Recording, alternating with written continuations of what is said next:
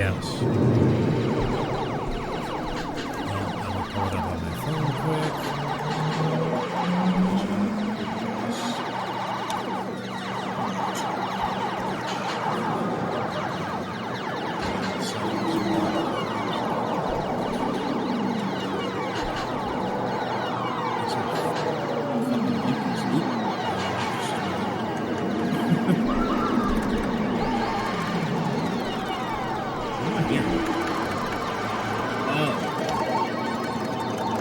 Twitch.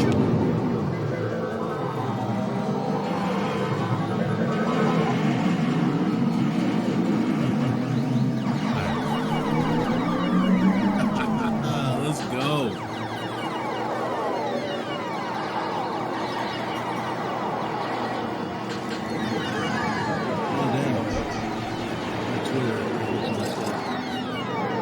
I know, because I imported it onto these, so I gotta change it back. I don't know. I tried to make new ones, but apparently it carried over through the whole thing for some reason. So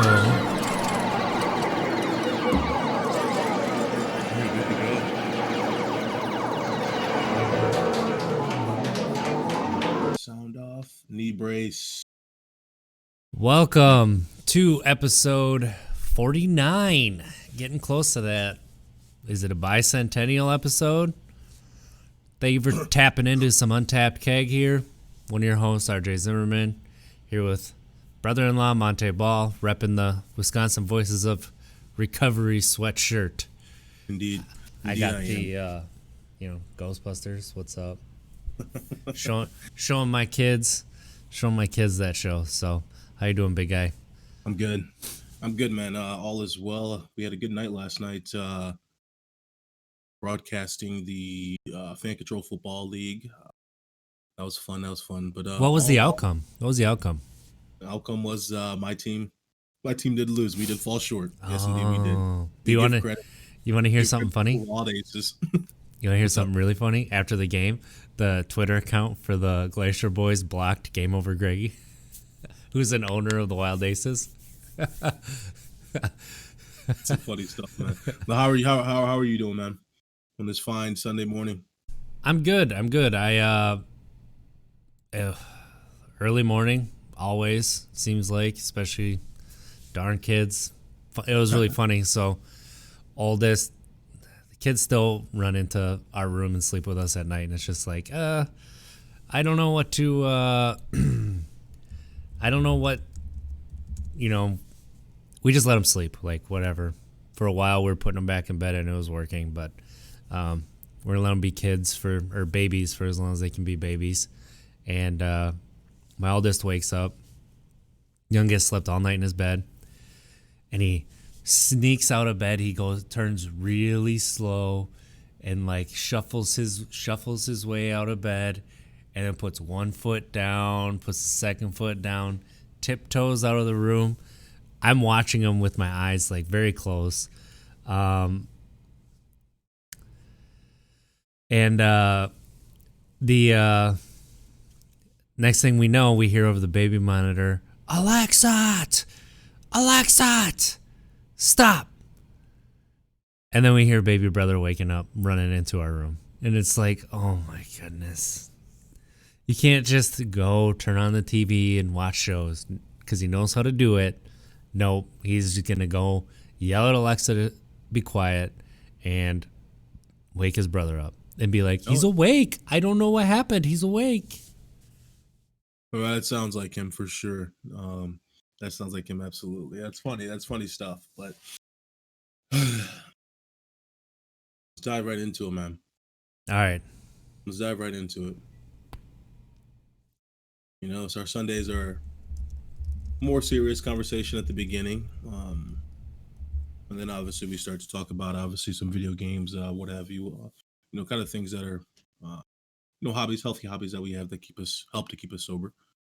But before we get to that point, I want to talk about something. I want to talk about, kind of what we talked about last episode, which was, the opioid crisis and shedding light on what some doctors may or may not be doing when they're prescribing opioids, why the opioid crisis is where it's at today due to the pandemic, etc. The data is only increasing. So to talk about with today, I want to kind of talk about something that helps to combat the opioid crisis in the sense it kind of helps individuals out. Who may be struggling with opioids or has a family member who is currently using opioids, and that is obviously naloxone. Naloxone is what it's called, but you can also call it Narcan as well. And I'm actually going to read the exact, reason for naloxone, um, just so I don't mess it up. And naloxone, you guys, is used to treat narcotic overdose in an emergency situation. So those who may not be familiar with naloxone, I'm just going to now refer to it as Narcan. Essentially, what it is you get a nasal spray. It's 2 doses in one nasal spray. If you're in a situation where somebody is overdosing with an opioid, you can provide them with that Narcan, and that helps them in a sense come back to life. They actually like to call it the Lazarus effect, because essentially what happens is the individual who is overdosing is sitting there obviously ODing and losing consciousness, of course, and they come back to life with the doses of Narcan. And I want to bring this up because I want to attack the stigma that surrounds Narcan, and this obviously ties in to what we're doing at Wisconsin Voices for Recovery. And I apologize, RJ. I'm going to get long-winded here for a second, but I'd love for you to chime in. You don't have to apologize. You get going. But so the stigma that surrounds Narcan is this: most people feel too ashamed to have Narcan on them. Most people feel ashamed to ask for Narcan. Most people feel ashamed to even speak on or speak of where to find or get Narcan because they're too ashamed of it because of the stigma that surrounds it. And I'm here to say that we most definitely need to continue to attack this stigma, because what we do at Wisconsin Voices of Recovery is we're actually going around the state installing Narcan boxes in hotels and gas stations and other locations as well. We just installed one 2 days ago, you guys, a Narcan box at a healthcare facility in West Bend. That's right. In West Bend, we installed a Narcan box there. And so what is a Narcan box? So what the project that we have is called Nalox box. Essentially what it is, you're looking at a little first aid kit installed on the wall. As soon as you open it, we get a notification ding to our phones to tell us that it's been opened. And what it is an individual can just grab it for free, close it, and that's it. Now we just know that we need to then go and refill it. But that's the stigma that we are trying to break. The stigma we're trying to break is, even if you aren't somebody who currently uses opioids, but you obviously know of someone who is currently using, take the Narcan. Just take it and just have it. Have it like you do your first aid kit with band-aids or antibiotic cream, etc. Have it in your purse, in your backpack, or whatever. That is what we're trying to push for at Wisconsin Voices for Recovery, is allow the accessibility for Narcan. Just grab it. Just take it. We installed one at a Hy-Vee about 3 months ago. Yes, at a Hy-Vee. People just walking in a Hy-Vee and shopping, you see this box on the wall. We want for people to feel comfortable to just grab it. You don't have to explain yourself. You don't have to ask the front desk for it. Nothing. Why? Because you don't have to explain to Jane or John Doe that you're worried about your child who's currently using opioids. That's none of our business. We want for you just to take it and, obviously utilize it in a safe way. So I'm sorry I got long-winded there, but I wanted to bring that up because there's a stigma that surrounds it. People are afraid to ask for it, to have it on their hands, because they're afraid of that judgment. They're afraid of having to answer too many questions. They're afraid of just unraveling their entire life to somebody who they don't know, when you don't have to do that anymore. That's what we're pushing for at Wisconsin Voices of Recovery, is to make it accessible to everybody to help combat this opioid crisis. And that's what we're doing. So the final thing I want to add to that, and then RJ, I would love for you to chime in. Where can you find, where right now, obviously, if you're not stumbling across, and I'm just saying, if you're not coming across our Narcan boxes that we're installing, where can you find it? Well, I did look that up, of course, and I believe there are 45 states right now that allow for you to go into a CVS without a prescription. And I believe that you can ask the pharmacist for Narcan. 45 states. I think the ones that don't allow that are Hawaii, South Dakota, Wyoming, two other states. But a majority of the states obviously allow for you just to step in to a Walgreens or CVS, ask the pharmacist for it, and you will get it. It is of a cost though. I think with the coupon, CVS allows for you to get it with a coupon for 2 doses. I believe you can get it for $97. Obviously, that'll vary here and there due to taxes, whatever.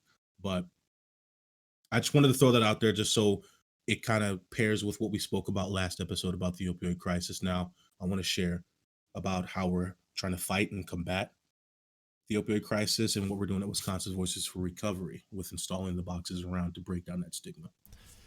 So, RJ, I'd love for you. What's the shelf life on Narcan? That's a really, really good question, man. And let me look that up real quick because I do not want to spit out anything incorrect. Narcan Absolutely. shelf life. I'm just curious for, like, you know, really if people are carrying it around, maybe it would be something that 36 months. 36 months. That. Yep. It's a heck The of a FDA shelf life. Right. The FDA has approved. Now, how do you store it? The FDA has approved the 36-month shelf life after completing a comprehensive review of data, which included all versions of Narcan. Since the study was conducted using all versions of Narcan, any product previously released with a 24-month shelf life can now be extended for an additional 12 months. Now, the question is, how do you store Narcan? How do you store? I assume that teenagers can store it in their wallet like a condom, you know, when they're going to prom. Something like that. That's only if it was foldable. So it's a little like nasal device. Right. You store it between 59 to 86 degrees Fahrenheit. So obviously, don't recommend it being in your Vehicle. freezer, of course. Do not leave it in your vehicle. It's good just to be left on top of your counter because the beauty about Narcan, obviously, do not administer it to anybody who doesn't need it, and don't allow for your kids to administer it to themselves. But there's no harm to it. If you're not overdosing, anybody can take Narcan, and there is no effects to it because it only activates or acts upon someone who's overdosing the shutting down of the brain stem. It activates that and awakes the individual. It reacts to the opioid that's in their system, correct? Boom. Yep. Absolutely. It blocks like those receptors that are trying to accept the opioid. Yep. So one who is not overdosing. Again, here at Untapped Keg, we're not condoning for you to abuse Narcan, but the message is it is not harmful to someone who is not overdosing if they were to accidentally use it. Please do not misuse Narcan, but that was just my message. It's definitely something that I think a lot of people need more education about, just like we really need education about how bad the opioid crisis is, especially when it comes to lower to middle class families, because that's where it's the most devastating. It's going through rural areas as fast as it is going through cities. It is a true gateway drug, not just like what, they used to tell you about marijuana. As it turns out, that was a fabrication about marijuana. Yep. But like opioids really do open up to heroin and other hard drugs, meth. So it's something to. It's no joke. It's legit no joke. We can make lighthearted comments, but that's just because I'm uncomfortable, right? Because it's so bad, and it is. When I'm uncomfortable, I make jokes. It is. No, you're making a good point because the opioid realm. The opioid realm is the things that you just mentioned. It is heroin. It is meth. It is obviously pills. Abusing prescription pills. It is a broad spectrum, and you're right. You obviously you hop into that realm and you use one. The data that we're seeing is an individual who is experimenting with one is going to experiment with multiple others. That's the unfortunate part about opioids. And the conversation that I love that we're having here at Untapped Keg, which obviously encompasses all drugs and alcohol, of course, is the stigma that surrounds it. You cannot, and this is a perfect segue, RJ, into what you wanted to discuss. Can't expect for an individual who is battling an addiction to then also have to battle this shame and judgment that comes along with it, which is the stigma. That's not appropriate, and that's not I mean, what are we doing if we're going to shame the individual for using, and then we're going to shame them for getting better, um, or shame them from walking in and having to, ask for help or to share personal information so that they can be placed on that track of recovery. We're not allowing for people to do that.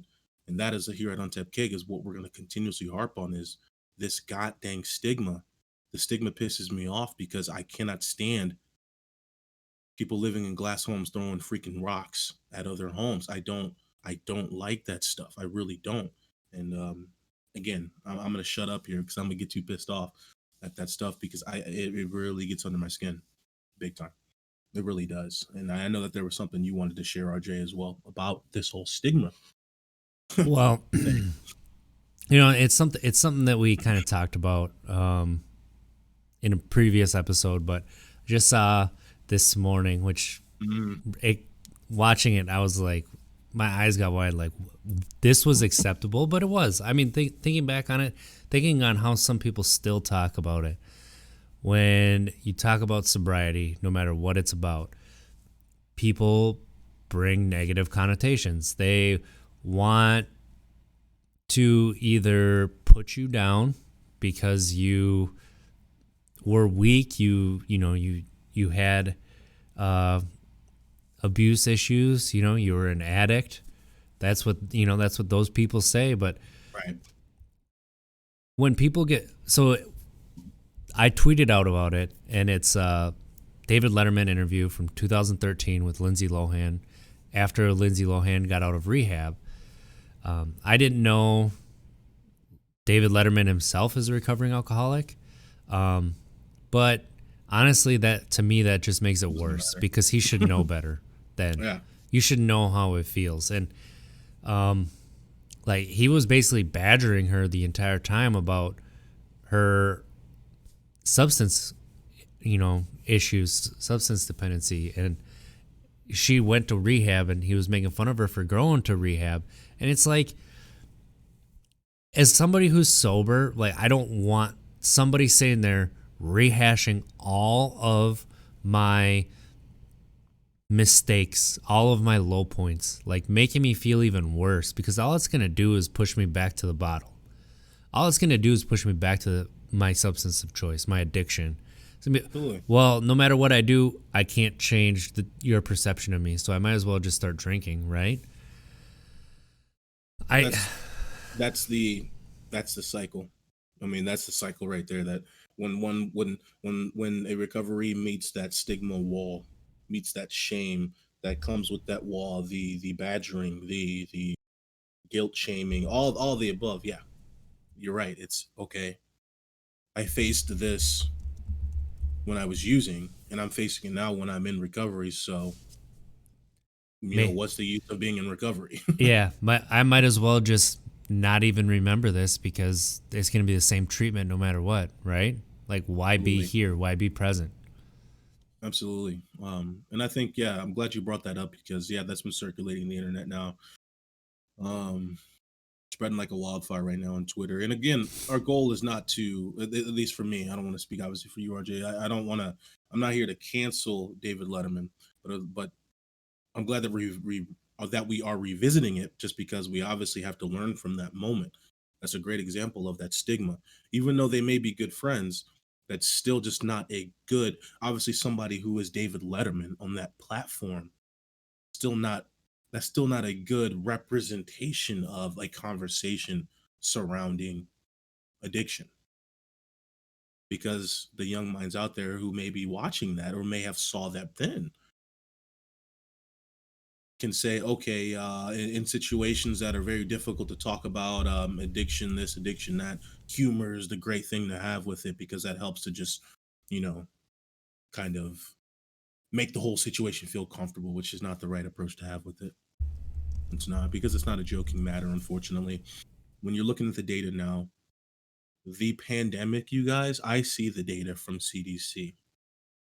The pandemic, um, and this is not a joking matter, we have seen a significant spike in overdoses, etc., because people are isolated at home.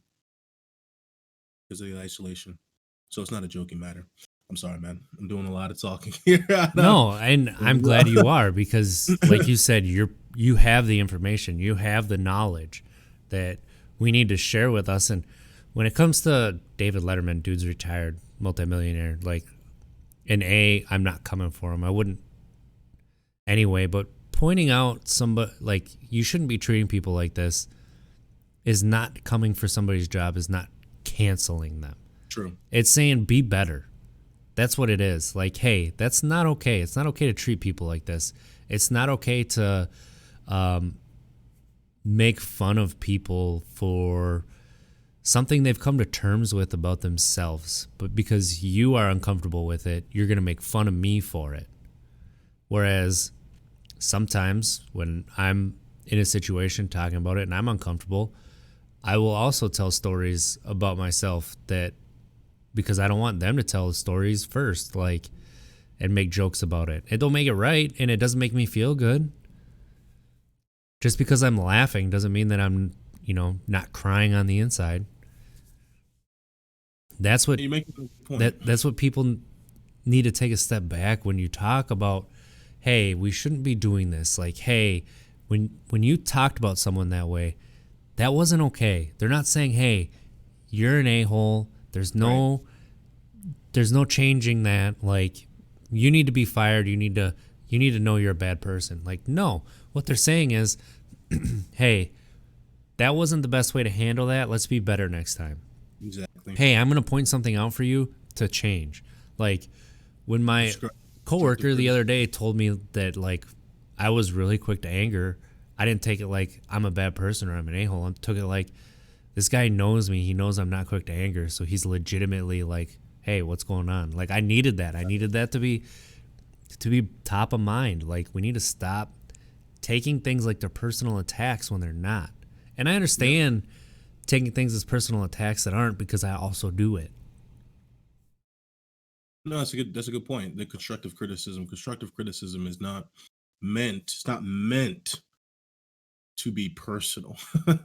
Constructive criticism is just allowing, you're just critiquing an individual in hopes that they better themselves in whatever it is that the constructive criticism is for. So you made a great point there, which is, we're not out here saying, running around with cancel David Letterman signs and saying that there's no place for him in show business or what have you or whatever. No, I think right now we just need to speak on that, because we're starting to see now with the data that kids are younger who are experimenting with drugs. You guys, we're talking age 9. We're talking age 9, sometimes 8, 9. And so we need for them, obviously, because obviously they have cell phones in their hands. We need for them to know that that is not how we should be approaching situations of talking to somebody who just stepped out of rehab, or who is going through some sort of crisis in a sense, because they're at a very vulnerable state right now. I mean, and obviously you should just never do it. We came a guns a-blazing this morning. We came ready. Right. And, just thinking back on CC Sabathia, who a lot of Brewer fans know for his legendary stint with the Brewers to get them to their first playoff berth since, gosh, it was like the 80s or 90s, like early 90s maybe. He went to rehab before the playoffs when he pitched for the Yankees, and this was maybe 2-3 years ago, and they were World Series favorites. And I just remember how sports radio, and Sports Center and stuff, like, people were just roasting him. Like, why would you put your teammates in that position instead of, going out, like, waiting until after the playoffs were over? Why would you try to get yourself better? And it's like, hold on a second. Like, he is doing this. It may be something that he has to do for himself, but it's also something that is affecting his teammates, his family, like, things that matter more than the score of the game. Things that that just, he's trying to make life better. who cares about sport? Like we talked about this a couple weeks ago. Like, no job is worth your life. No job is worth your life. Hmm. So, I mean, that was 2 years ago that people were roasting him like that. And then when he came back and he didn't pitch as well, people were like, well, maybe he needs to get back on the sauce. Like, See, I mean, see, you know, humor is one thing that can get dark quick, but at the same time, when you have a national show, when you have a national, you know, a broadcast, like you gotta gotta be know on what you're top of it. saying. You gotta know how it's gonna come off. You gotta know, like after you say it, just apologize right away. Like you shouldn't have to be called on it when you say something like that. Oh, I was just joking. Like, no, you weren't. You're just mad that you got caught. Like, that's not. Just say I'm sorry. I got caught up in the moment, and I made an off-color comment, and that's not what I really believe, and I shouldn't have said that. And that's it, and then you move on. Yeah, it's and that's the point that we are making is if you're a David Letterman, a Larry King, rest in peace, of course. If you're an Oprah Winfrey, you're talking platforms that that's the pinnacle of show business. That's the pinnacle of talk show host. That's where you want to get to have that type of reach. You got to be on top of it. You got to be on top of what's okay, what's not okay to say, new trends or not new trends, but you know what I'm saying of new like in today we know now in the recovery field we cannot use the word addict. Addict has a significant amount of stigma attached to it. It's almost synonymous with the word junkie. Just not what we use. So obviously using that as an example, if you're the Oprahs or the Larry Kings, the David Lettermans, you got to know that stuff if you're going to be talking about that. And again, that's not what Letterman said, but that was just an example of you got to just be on top of it if you're at that level of fame and that great of a reach with your talk show. So hopefully David Letterman says something about it. I don't know if he had in the past or has already or what, but what I love what we're Mm. seeing now is we're really starting to see a huge push into the recovery world. Mental health that's becoming huge right now, which is good because we see what's going on here in America, from school shootings to obviously just gun crimes, to crimes, to our youth experimenting with drugs. The suicide rate in young girls is through the roof right now because of social media, cyberbullying, Kids are all mean, that man. Kids can be very mean. So this push into mental health is. I'm glad we're doing it. I wish we would have done it sooner, but well, I guess better late than never. But it's happening. It's happening. And it goes out to all aspects of life too. I mean, I really wish people would put action behind words. Um, words are wind. That's from Game of Thrones, the Words are book. wind. Words are wind, and Like when I say it's I'm gonna true. finish God of War. Yeah, exactly. Words are wind. Like actions are what speak more than just words. You can say you're gonna do something, say something, to that you're gonna do something for, like, let's say a company to make the culture better. Let's say you're going to think more holistically, but then when it comes to the actions, you're still these little things like stopping at a gas station and go to the bathroom. You're gonna reprimand that. Like you're gonna, oh, you stopped at a gas station 3 times on your shift. You're only allowed to stop twice. Like what? Like I've heard of that. Like who Jesus. cares even if you just stop to get a coffee or a candy bar Exactly. or just to walk around, stretch your legs. What if you Um, bought a coffee on your second trip to the gas station, drop it like in your car or something, and need to or go back to the gas station or something, get another coffee.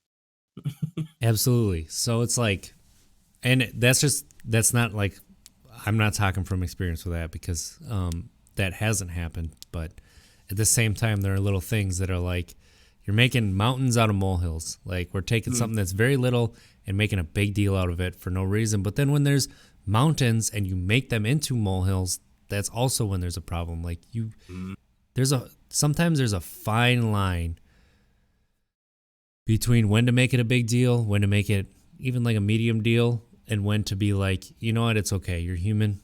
Let's move on. But when it comes to sobriety, like how you treat people, how you treat yourself is a big deal. I mean, you know, we say it often.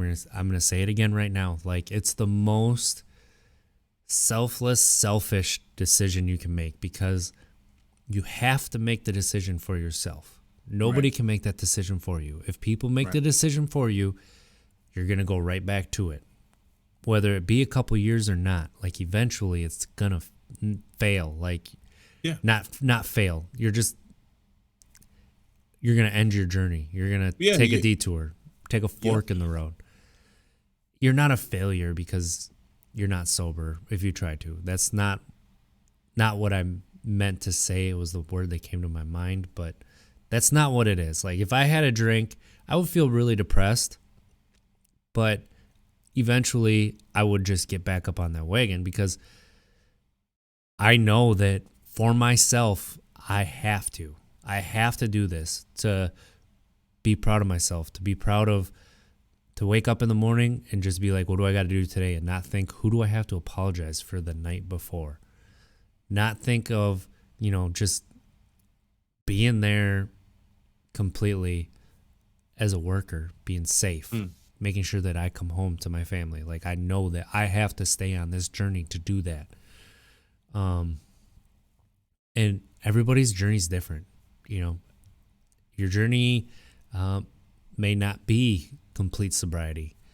You know, let's give Knee Brace a shout out here who's cut his drinking down from 4 to 5 nights a week to 1 night a week, and 1 night this week, and then next month he's going to do March to Sobriety, which we're going to give you a shout out for that because we're actually going to celebrate that too, Knee Brace. We appreciate the love there and the idea. We're going to do something for March to Sobriety, which is fantastic. And absolutely. That is a good accomplishment. That's something you should be proud of. Like starting with cutting down, knowing that no substance is worth having a control over your actions, like what you're going to do. Like if you are, I can't wait till Friday so that I can have this drink. If you are, can't wait till 3:30 so I can drink. So, or, you know, no matter what it is, like go to the tables and gamble, or, you know, I can't wait to, I mean, you know, go to the brothel or some sex addiction. I was even if like you feel like you can't function smoking if you're not smoking weed, like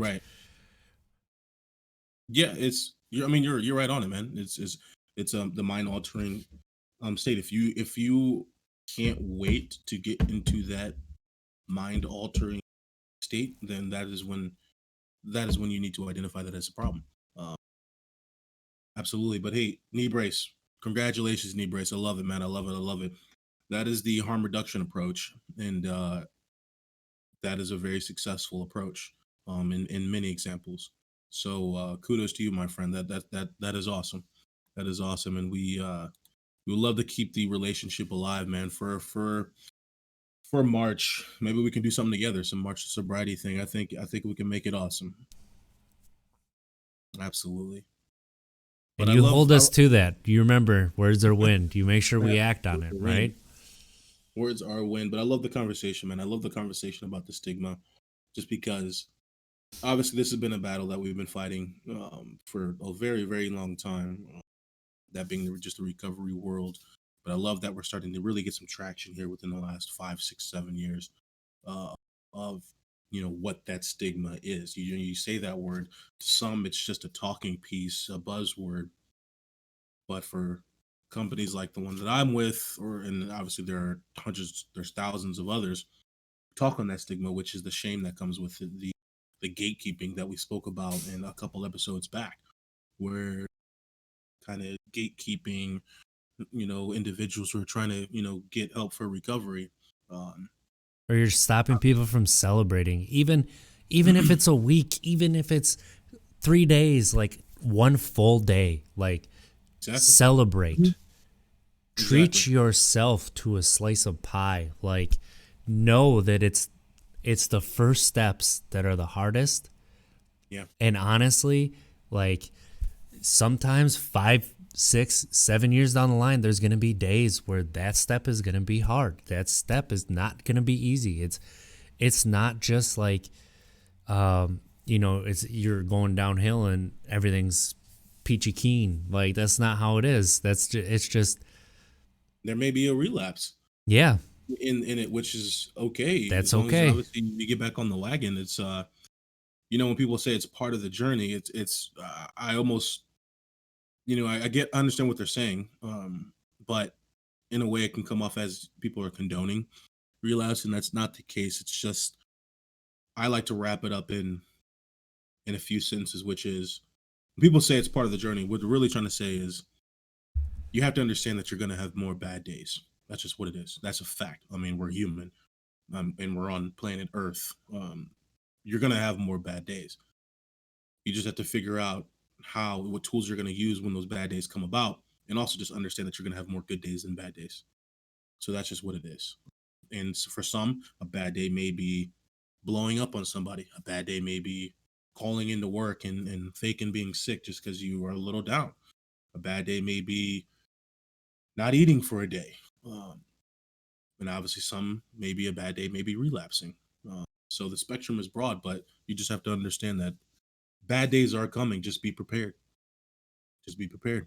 Have your tools ready. One thing that you touched on there that I want to make sure that like people understand this is okay. It's okay to call into work sick because you need a mental health day.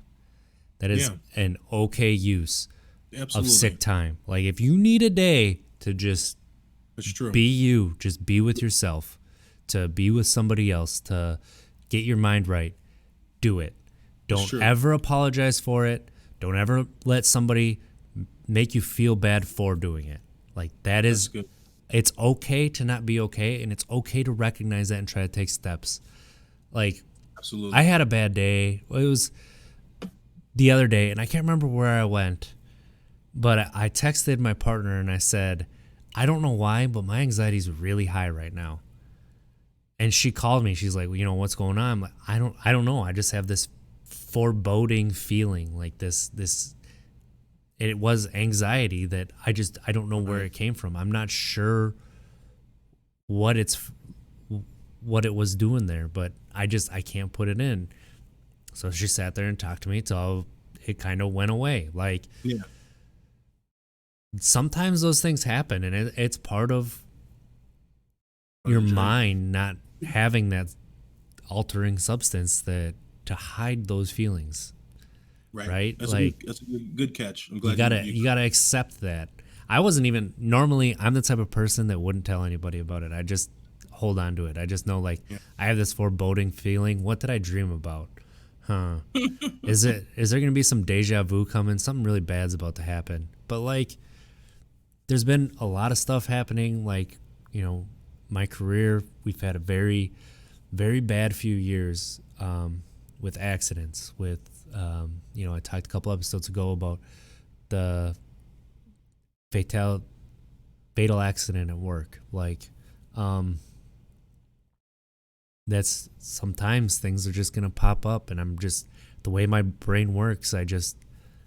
That's how my brain works. Just all of a sudden, it'll just snap back to something, and I'll fixate on it, and then I'll feel bad. Just like I'll think about a conversation or two words I said in sixth grade to a teacher, and I'll feel just terrible. Like I'm the biggest a-hole in the world. Or like I'll go back to high school and be like, why did I say that? Why did I treat that person like that? Like I am not a good person. But that's just how I work. That's I just hear how you. my brain works. I hear you, and I'm glad you brought that up because yeah, I don't want for people to misinterpret my message there when I did make the comment of having a bad day and calling into work. Yeah, it's most definitely okay to do that to get your mind right. get your mind right. No, I think that's what you were saying, but I wanted to specifically point it out that that's okay because some people still like to shame you if you take a mental health day, and that's not right. That's America for you. That's an entirely different conversation that we can have um, about how you. I love the quote. You, us Americans, we need to understand that you are an exploited worker with Stockholm syndrome.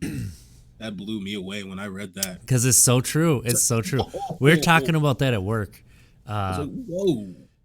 I was like, so true. We sit here and try to validate or okay, yeah, working 40 hours, getting X, very slither amount of sick days and vacation time. And yeah, that's part of the norm. Nope. Just in this country. But that's a different Yeah, conversation. we're talking about how Europe right now, most European countries are 32-hour work weeks, and they're just as productive as Americans. And it's true. But we'll never get to there.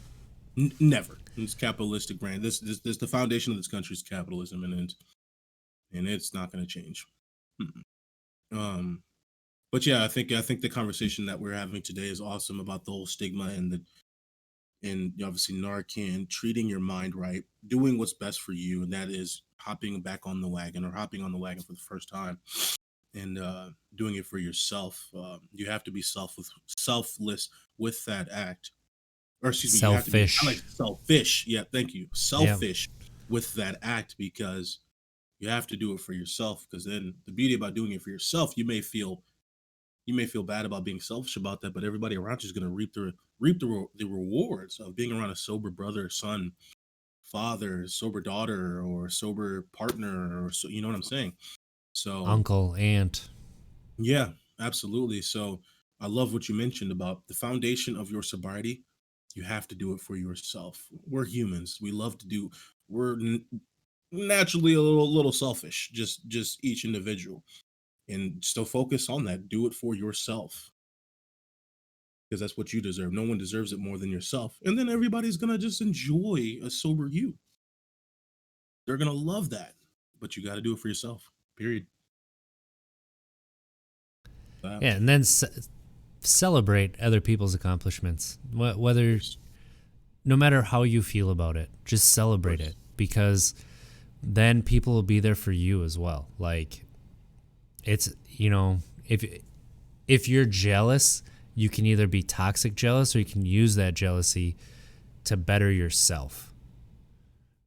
Well, that's crazy to me that there actually probably are people out there who are jealous of other people's sobriety journey.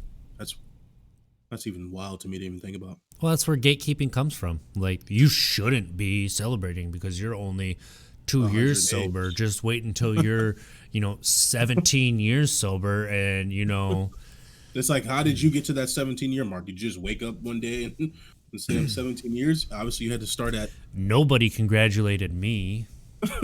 Well, if this is how you act all the time, I don't know if you have any friends to congratulate you. Like, it's okay that other people want to celebrate something. That's fine. There's nothing wrong with that. No, I mean, yeah, the conversation is an awesome one because you really get to when we're talking about this stuff, you really you're diving into a battle. Really, I like to view it as you're diving in headfirst into the Coliseum and the thing that you're fighting across the, you know, I don't arena is a monster that's just been thriving for decades, decades on decades on decades, thriving in a sense to where it's a significant problem across the masses. I mean, we're talking since the '60s, and that obviously being addiction.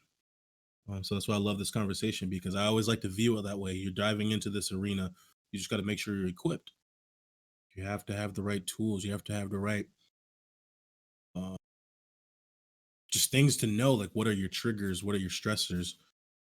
And all of that stuff. Just a beautiful process of self reflection, and obviously defeating that goddamn monster. So, I'm a visual learner. So, If you need some help, my son likes to take a wiffle ball bat and hit poles and say, "I'm scaring the monsters away." So we can, make some noise for you. if you feel like you need some help. Absolutely, man. Absolutely. What else you got? I guess we can jump into some entertainment, huh? Yeah, you've been enjoying that Mordhau, huh? I saw you posted a couple videos that were pretty funny. I'm way too addicted, man. I'm way too addicted. I'm starting to really notice the difference between PC games, as I stated before, and console games. Which, although I'm not this diehard PC guy to where I'm just bashing console games now. I don't know. You're wearing glasses now. It seems like you're gonna start talking about Excel spreadsheets and oh God, no, doing no. your taxes.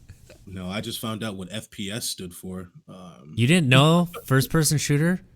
Oh no, I thought frames per second. Oh, your time frames per second. All right. Yeah, I just found out what that meant. So I'm not this PC guru, but Mortal is an awesome game. Again, I spoke about that. If you guys want to change it up, it's a great change of pace, but it's an awesome thing because every single game match that you play, there's just so many different outcomes that are just awesome. But talked about The Last of Us. There's not really, are there any big time games coming out? Are there any rollouts coming or? We were actually talking about this last night. Yeah. Not really. So like Ratchet and Clank just announced they're coming out in June, which is going to be fun. That's Is that Naughty PS5 Dog? only. No, that's Insomniac. Okay. Naughty Dog is Crash Bandicoot, right? Crash Bandicoot and Jack and Daxter. That's the Jack and Dax. Okay, that's right. Okay.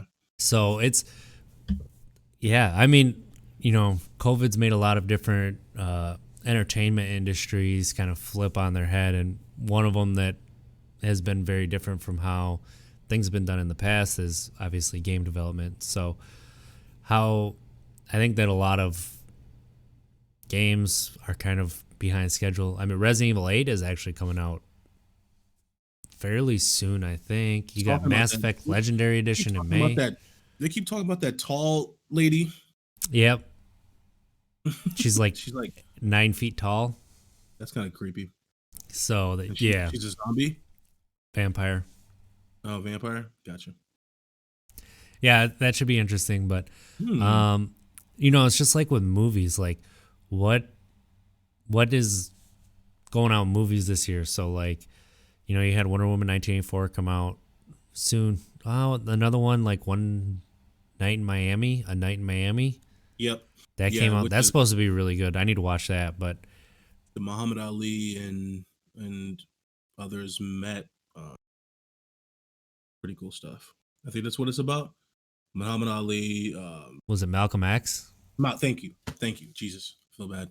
Malcolm X. Although they didn't actually meet in Miami, but they were all there, I think, for some event, and they are just speculating on did they actually have a meeting. That's just what the movie's about, which is a beautiful story. It's great things about it. Yeah, so like TV shows are starting to come out, which is cool. Like they're filming. There's some really good TV shows that have been put out lately. So like, I've been into Warrior. I haven't heard if the third season's been picked up yet, but I hope so. Watch that on HBO Max if you can. It's really, really good if you like martial arts. But more than that, it's a good timepiece, right? Like how humans have, and especially white Americans, have always treated people poorly. Is that similar to the Tom Hardy movie Warrior, where he fought his brother? No, it's not even close. No, okay, because you said martial arts and you said warrior. I'm like, okay, wait. Right. No MMA. It's based in like 1870s San Francisco. So okay. It's like Chinatown, and then like how the Irish and the Chinese had a rivalry that was very not healthy. What else have I been watching? What have you been watching? WandaVision. WandaVision is so good. So good. I'm gonna start watching that. I keep hearing people talk about that. I'm gonna start watching. Marvel just kills it. Like they got these small characters that come back, and it's like, what? I'm not a fan of Vision though, but I guess obviously I can learn more about Vision, huh? And Wanda. What's her name? Is it Wanda? Yeah, it's Wanda. I guess it's WandaVision. Learn more about their backstory and stuff. It is not a lot about their backstory, Okay. but the first 5, 6 episodes are 30 minutes long. So like it's not much time investment. So if you're not enjoying an episode, it's like, snap of the fingers and it's over. That's what it feels like. So yeah, that show it's funny. It's got a lot of humor. There's small details that you can Is it catch. like sitcom format? The first Is it where like the camera is just pointing at the stage? Like the first 3 episodes are. Okay. So like yeah. So it starts in the 50s, second episode takes place in like the 60s, third episode's in the 70s, and then I'm going to leave it there. So yeah, it's that Marvel's killing it. Marvel, pretty much everything they do is just absolutely killing it. So yeah, they left DC in the good gosh. oh, speaking of which, today, you know what drops today? Valentine's Day. Happy Valentine's Day, everybody. Love you. Happy Valentine's Day. What drops? Justice League, the Snyder Cut on HBO Max. The 4-hour movie of how Jared Leto's back, right, as Joker? Yeah. Not a fan, but hey, we'll see. This is Zack Snyder's original vision for the movie, which is completely different than the movie that came out, it turns out, which is unbelievable. I saw some photos of Jared Leto's Joker, and he pretty much looks like a deranged butcher. A deranged meat butcherer. There's a different villain. Like Cyborg looks way different. Like, dude, it actually could be entertaining. Unlike the actual Justice League movie that came out to theaters. That movie was pretty bad. Yeah, it's almost as bad as Batman vs Superman, but not Batman quite. Vs Superman. Batman vs Superman is way better than the Justice League. You're right, it is. But Batman vs Superman is not. I wouldn't even call it a good movie. That's just my opinion. God. It's average. It's fine. You know that you're in the minority. You are like big time in the minority when you say that. It's the definition of a capital F fine movie. All right, let me Rotten Tomatoes that bad boy. I am not as much in the minority of that as you might think.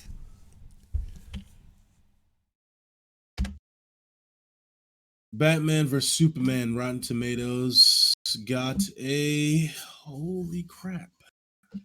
So, what other video games you got? Dude, they gave it the tomato meters a 28%. I told you. But the audience scores a 62%. I told you. That's a good movie, though. It's a capital F fine movie. That's a good movie. Okay, Rotten Tomatoes. Real quick, then let me pull up. What was that? The Joker's girlfriend movie, Harley Quinn's movie, Birds of Prey. Birds of Prey. Rotten Tomatoes. I'm excited to see this because I enjoyed that movie, but you didn't. I give it a 78%. As it turns out, you just have really bad movie taste. That movie was not good. And the audience score is even higher. Because it's a fun movie. You took it like a serious movie, and it's not supposed to be serious. Okay. My take on it's like a dumb action movie. DC and Marvel movies, you have to have a killer villain. DC, Wonder Woman. Yeah. She's DC, right? Yeah. Yeah. The first one, brilliant because the villain was awesome. Batman vs Superman, I loved because they were both like villains to each other until they realized that Jesse Eisenberg, his character, Luthor, Lex Luthor. Yep, Lex Luthor is actual villain. I'm a fan of Lex Luthor. I like Lex Luthor. But anyways, so whatever. I mean, you could just straight up go to the greatest villain in any superhero movie and go to Killmonger. I mean, if you can't, empathize with that character, you just don't have empathy. So I Yeah. looking at movies, video games, and TV shows that are coming out, I feel like TV shows have been the best prepped coming to And come out. Movies, there's a lot that are sitting there. They still don't know what they're gonna do to make their money back. Like that's a big thing. Movie theaters aren't open. I Movie, think that movie. I'm sorry. Go. I keep but no, cutting off. you go ahead. What's that movie with what's her name? Black Widow. Yeah, I think it's what is that one called? It is got Black the. Widow, isn't it? Is it just Black Widow? I think it is with Scarlett But Johansson. That movie looks good, but they keep pushing that out.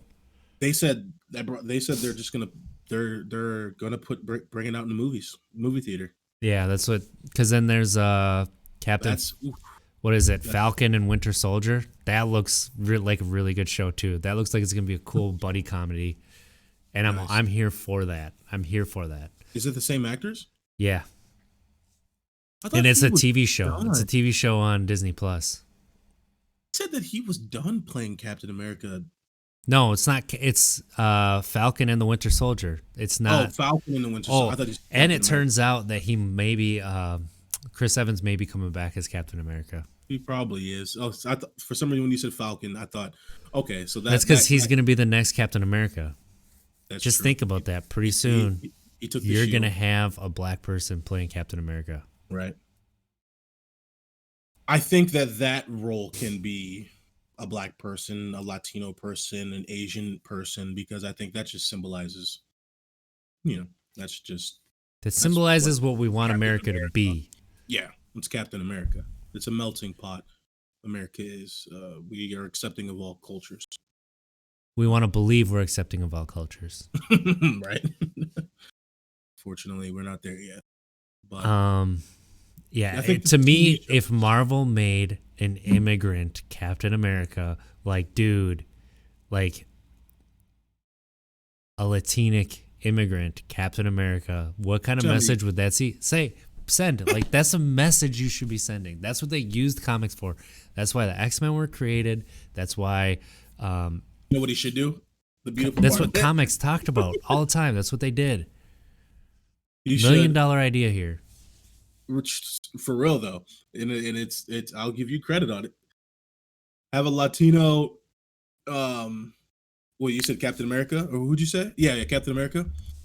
Have like the first episode, him walk up next to like Trump's wall, just like push it over, just and just falls like paper thin and just falls. Well, have you seen the videos that they made the lot of- bars I so love wide that you can just turn yourself sideways and step in between?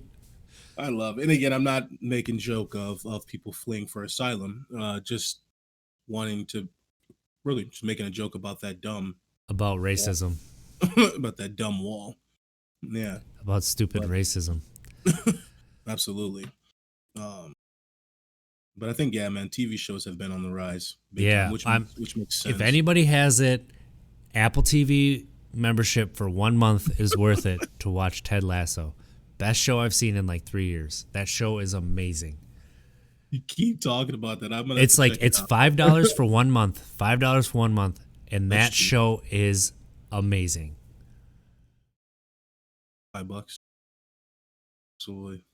It's like, man, Jason Sudeikis, he just killed it in that role, and everybody around him just absolutely crushed it. I cannot recommend that show enough. I'm a fan of him. Ashley has liked it so much that she's watched it twice, and she doesn't Oh, watch gosh. shows twice. She watched the She whole thing doesn't. twice. That So might be the first show I think she's ever watched. they're half-hour episodes, so they go really quick, and it's like it touches serious topics, but then like it's lighthearted too. So Okay.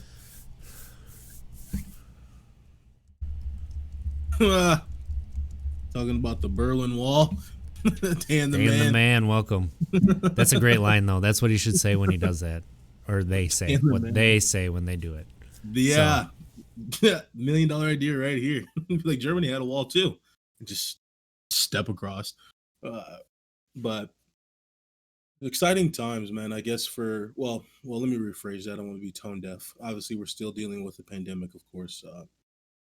And here at Untapped Keg, we most definitely want to extend our support any way we can, virtually, of course, to those that may be suffering in silence. Please reach out to us, man, or woman, or whatever. Please, because you're not alone. We have our bad days too, of feeling super isolated. So we understand that it's tough for people, and we're just trying to provide some happy-go-lucky content, just to put smiles on people's faces. But obviously, touch on serious topics. Like how bad you were at Rainbow Six last night. I was good. I clutched up. Games. You did. I was good the first 2 games, but that was my only 4th time playing the game. Oh, so that's where we're going with it right away. Well, I mean, it's true. It is true. I didn't understand like like you were telling me to put that stuff down when I was mute, and I didn't even know what it was. It looked like a modem. It's a jammer. It's an EMP jammer, and that's what it is. Yeah. It's kind of like Apex. Once you understand the character specials and stuff, then obviously knowing when to use them. Yep. That's when you and really how excel. to use them for sure. Right. For sure. That's when you excel in the game. I do like it. It's different pace, of course. Some Rainbow Six, very slow pace, but obviously I like the realism of it. Obviously, if you're in battle combat, in that sense, I guess with guns and stuff, you're not going to run into guns ablazing like you do in Apex or like you do in Warzone or something, because obviously a few bullets, that's all it's going to take. Well, so I enjoy the game. Played some Rocket League last night too. Did you really? Oh man, I always laugh so hard. Well, yeah, I mean not good, but I always laugh so hard when I play that game. I always get to a point where I'm laughing so hard, I'm not breathing, I'm not making any noise, and that's such a good feeling. I stopped playing because I'm just way too good. Yeah, you got up to above diamond to the egg level. I don't know what it is. That's because you haven't been to that level yet. Right. Honestly, one day you'll get to the egg level. To be honest, I kind of stopped playing that game a little. I'll get back into it because I actually do like it, but people are way too good at that game. Obviously, once you start climbing the ranks, you start playing some real people, and I'm like, you guys, they're flying. We're just filthy casuals. We're not here to be amazing. We're just filthy casuals. We're here to have fun. That's it. They're flying and carrying the ball while flying, and then they'll pass it to their player who's also flying, and he'll spike the ball into the net. And I'm like, okay, gee, like that's not real. That can't really happen. Cars can't fly with soccer balls. Well, they can if you watch any Jason Statham movie.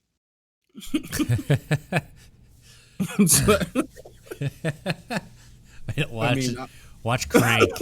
I haven't seen Crank in forever. I was say that.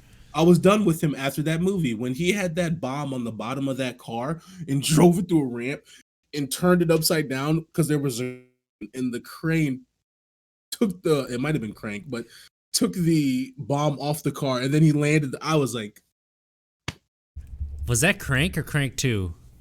Whichever one, but I was like, because Crank 2 was really bad, but Crank was actually pretty good. Crank was the one where he had to keep his adrenaline high. And then Crank 2, he had to get the high voltage shocks. Come on, man. I mean, it was called Crank 2 High Voltage. Because there's this awesome video that I watched a long time ago, and they were talking about the Fast and Furious movies. Because all of a sudden now, Fast and Furious is not about racing cars anymore. It never was after the first one. I guess Fast 2 kind of was, I guess. I think 1, 2, and Tokyo Drift were all about racing, and you're going to lose your car if you lost the race. And that was the fun stuff about it, the street racing. Now they're doing espionage, international arms races, and trades. And dude, they're going to space in the next one. So this video that I watched, it was funny. This guy was acting like he was the, you know what I'm about to say? He was acting like he was the creator, the writers, and they were having like their little powwow. And so he said, just throw out random ideas. What we're going to do for the next one. And all of a sudden the guy said, how about this? You get them to race. And the guy laughed, race? He said, race? You don't race anymore. And he said, in rocket ships around Earth, around Earth, and then land and have to race in a car or something like that. And it's still, and all of a sudden he goes, write it down. And then what do you I know? like A that year idea. later, yeah. And then they look a year later, they're going to space now. I'm like, oh my goodness. Now those movies, man.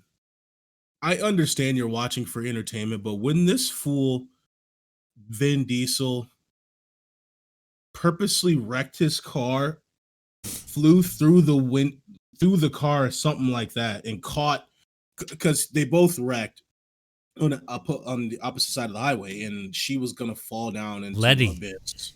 Vin Yeah, Diesel caught Letty. and he Dom. wrecked his or something and flew out and caught her and Dom.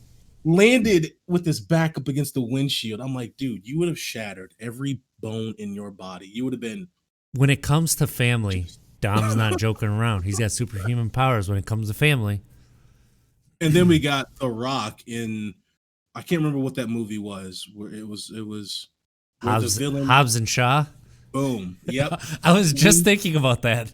When this fool held on to the chain that had a Black Hawk helicopter on the other end of it, and in this arm he's holding a goddamn like diesel or something.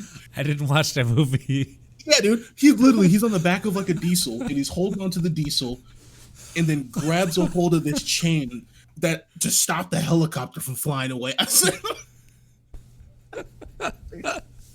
I watched it with my dad. I looked over at my dad and I said, I'm done with this whole movie right there. I understand when you're watching a movie like that, you're going to have some things that are not possible. That's the beauty about going and watching entertainment. But when you get to the point of a fool, somebody holding a goddamn helicopter with their arm, he wrapped it around his arm, a chain, and was like this. And holding on, I said, y'all can miss me with this whole movie. I'm done. Oh my God. I said, I'm done. I said, if he's capable of doing that, then there should be no movie. There's no conflict if you're that strong. There's no plot if you're that strong. He's going to do that, but then go into fist-to-fist battle with the villain and like get whooped and stuff like that. I'm like, okay, I'm done with this movie. You got the strength to hold a helicopter. That's G.I. Joe 2 right there. I think the Hulk may have struggled. You know, he grunted a little bit throwing a helicopter like, ugh, ugh. Not The Rock. Not Dwayne The Rock Johnson. But anyways. So we talked at the beginning of the show about the fan control football game last night. Dan the Man wants to know if there's any team or player that surprised you last night.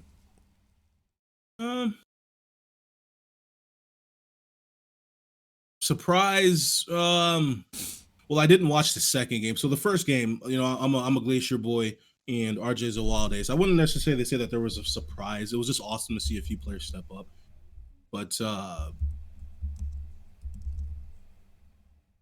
you know, watching the highlights of the second game, I guess the surprise of the second game was just they had some electrifying plays. They had some pretty awesome plays in that second game. And I guess the surprise, Dan the Man, that I can well, to answer your question is the amount of engagement. I'm surprised to see that there was a lot of engagement. I think they stated that there was 21,000 people who tuned into that stream. And obviously the engagement leading up to the game was one heck of a surprise. So, well, with the it sounded like the second game, it pretty much was the fans going bomb every play, bomb, bomb, bomb, bomb, bomb, ba-dum, bomb, bomb, bomb, bomb, bomb, bomb, bomb. It's annoying, man. But so then the quarterbacks had all this room, so they just ran. They took off and ran. Yeah. It was like all quarterbacks running from the highlights that I saw. But one thing that's really cool is it made SportsCenter. Fan Control Football made SportsCenter. So that's how you know you're doing something pretty good. Yep, need that exposure. I thought Trey Flowers, who was quarterback of the Beasts in the second game, he looked really good. But I was actually really surprised with in the first game with DeAndre Francois. Dude needs to be a starter because, man, he looked really good. Every ball he threw was catchable. And that When pass he stepped in, threw to your wide receiver that you were talking about, who's yep, got a Andrew Gardner. high motor, high football IQ. He never quits. He's always in the right place at the right time. He, that catch he made though, that was a great. That dude balled out last night. That receiver, he was really He really did. good. He did. Andrew Jamil, I think is his name. Yep. And yeah, Francois. I was gonna mention Dan the Man when he stepped in. You could just tell that he's played at some high level football because of his poise in the pocket. How he was just standing there with the football. You can always tell that with a quarterback, their amount of experience by how they stand in the pocket. Most quarterbacks that don't have much of experience, they're kind of frantic in the pocket. But obviously, those who have experience in the pocket understand that there's that clock.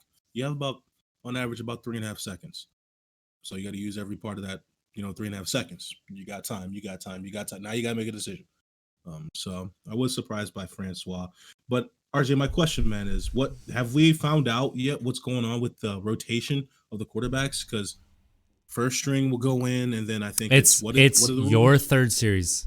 Every 3 series that you have, the backup quarterback has to play on the third Okay. series. So then So what happened then? the starter for the Wild Aces separated his shoulder on that fourth down run he had, He did. and then he finished the drive, completed the 2-point conversion, and then was out for the rest of the game with a separated shoulder. He In pulled a Kobe. fan-controlled football. He pulled a Kobe Bryant. Rest in peace, Kobe. But shot the free throw after tearing his Achilles. Bro, that he looked really good though. Like all his passes were right there. Like that starter for the Wild Aces, I was impressed with him. But I think it's gonna end up being a really good product. I think there's some things that got ironed out. It was the first game last night. I think the second game was a lot faster. I think Dan the Man's already said it was much faster, and that's good. That's what they need. And then high scoring like that, they need those exciting plays. The defense doesn't matter as much. It is cool to see good defensive plays, but Well, here's the thing: is I think we would be doing a disservice of not mentioning the one player that ratchets up the gameplay of the second one. Even though we may not agree with his behavior off the field, we're only just speaking about the game, and that's Johnny Manziel, of course. Um, I'm sure he had a lot to do with the electrifying part of that game. I did see his first scramble. He took it like 30 yards, but there's some players. Oh, the backup for Manziel looked good too. Oh, that's good to know. yeah, he did. He was the one who made that final play.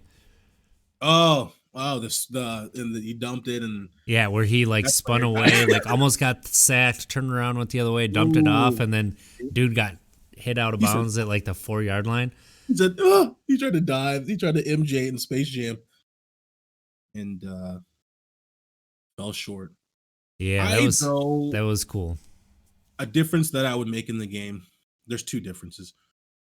I think they should just widen the field by 10 yards and lengthen it by 10 yards. Give them 60 yards and give them a little bit 10 more yards on the width. I feel like the field is still too short in both dimensions, but with both dimensions.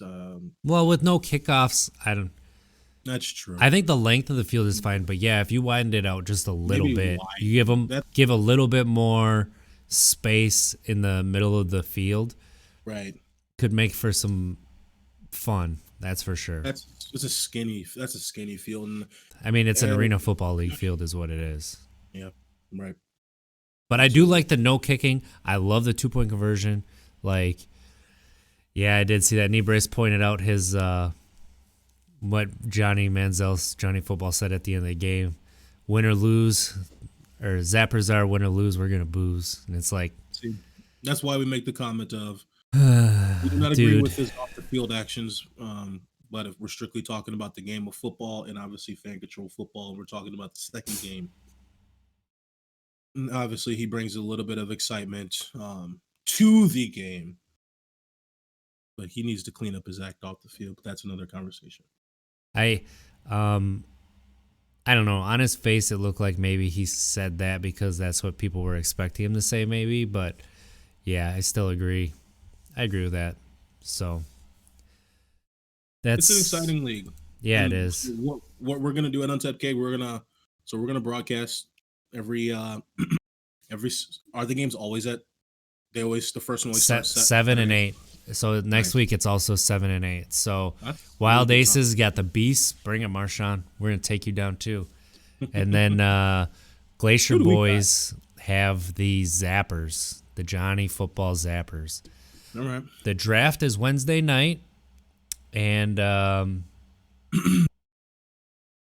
yeah, so I'll be on drafting, but I don't think we'll live stream it.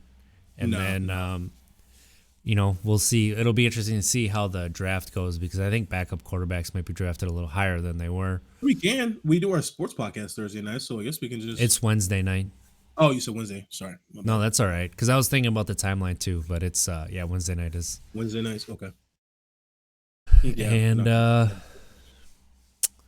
that's it, man. Let's give some shout outs. Let's see here. We got Adwin 666 A10 Commander Root Dan the Man Knee Brace and Twitch Details. Thanks for tuning in. We appreciate you. We hope that we gave you some laughs talking about that Fast and Furious and some movies coming out. Hopefully we got something to look forward to. The movie I'm most anticipating is Dune. I really want it to be good. It's time for that property to have something good besides the book. So that's George Lucas, right? No. Who is it? I thought that was George Lucas. Alejandro Villanueva, who did Blade Runner 2049, 2047. Yeah. He did that one.